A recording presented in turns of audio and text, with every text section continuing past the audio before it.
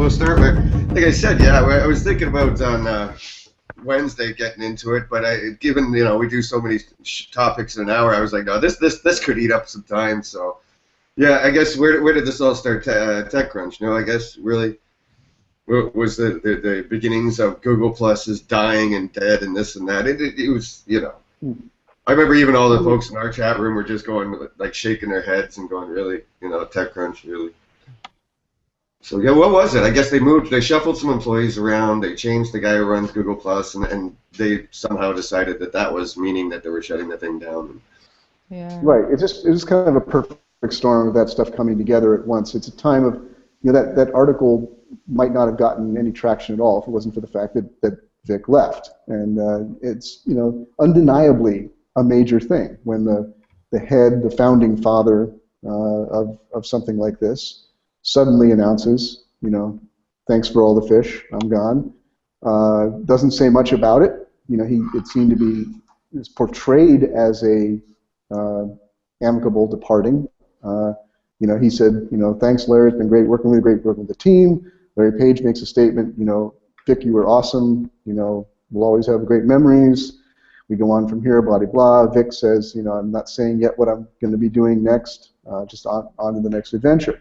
So that creates an atmosphere in which this guy from TechCrunch can step in with a couple of rumors that he has from unnamed sources within Google, saying that the Google team was being... Right, it could have been one of the janitors, right?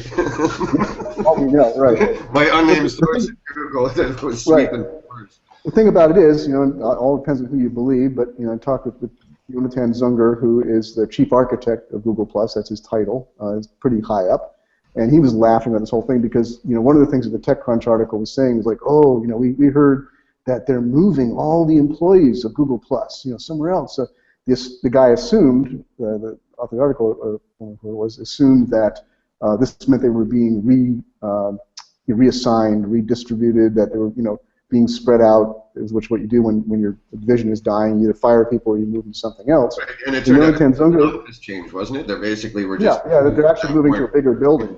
Yeah.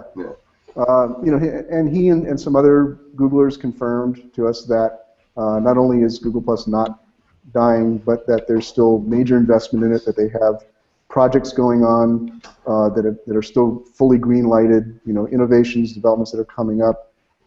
Just today, somebody sent me some insight into the Android code.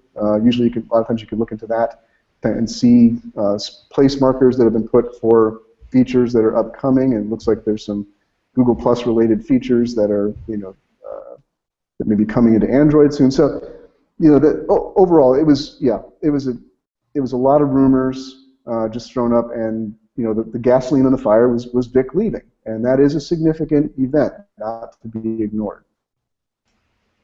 Yeah, and none of it really rang true to me at the time because there's been such a commitment that as I always say, is all roads lead to Google Plus. You know what I mean? You need an account to sign up, and it's so they're so entity driven, meaning they're so individual driven. And to say that personalization of search, how it's just across everything, like comments on YouTube, as we know that, somebody comments on YouTube, boom, it's on Google Plus and vice versa and what have you. It's integrated into YouTube, for crying out loud. How does none of that make sense of, oh, we're gonna kill this thing because it's integrated throughout the system now. But I think some of the premise that they want it to be a destination as opposed to a social networks per se, I think some of that makes some sense. I could see that that's their thinking, that Google, they want to go, well, obviously they're beyond being a search engine now, but that even Google Plus isn't a direct, let's go fight with Facebook. It's more of a, here's our destination, here's what we want people to just come and search and find and interact and whatever. Search engines are always trying to become destinations. When you look at where most people go for shopping, they don't say Google, they say go to Amazon or someplace like that, right? Like, they are smart in that way, but you got to look at it too from this point of view. It's TechCrunch. I mean, is this the first rumor they've ever printed that turned out to be total nonsense? They even, if you read between the lines in that article, they actually insinuate that Vic, I can't pronounce his last name, so I'll just call him Vic. he quit. That's what they're saying. Kind of insinuated that in the article, just in one line. I tend and nobody to read and nobody stuff knows like that pretty carefully. Yeah, nobody knows that, and that what was crazy was that it got repeated. There was other publications, Business Insider, Forbes, Time, all sourced that article and many others, that TechCrunch post as being factual, as being like, okay, Google Plus is being killed. Vic was, some people saying like he was forced out, he was fired, he quit. I mean, he did quit in one sense. The question is over whether or not he was, he was forced out, or Google Plus was going to be killed, so that's why they fired him. For one thing, Vic is still actively using Google Plus every day. So if he really was a outing or a firing, that seems a little unusual. But I think the bigger, what I want to bring in, I haven't actually dwelt much on the TechCrunch host because, as you guys are pointing out, the stupidness of it is obvious to anybody that looks at it. Two things I want to say quickly. One is that the people who are willing to believe or go to print and saying like Google's going to kill Google Plus don't have any understanding at all of what it is and how it's been, as you were saying, David, earlier, that it's been baked into now everything Google. And that's what in my article, my post that I put up last week, that's now an article on Marketing Land.